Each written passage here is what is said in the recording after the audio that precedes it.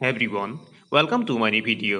আজিৰ এইটো ভিডিঅ'ত আমি শিকিম মূলধন শব্দটোৰ ইংৰাজী কি বা ইয়াৰ অসমীয়া মিনিং কি আৰু ইয়াৰ আন এটা অসমীয়া প্ৰতিশব্দ কি।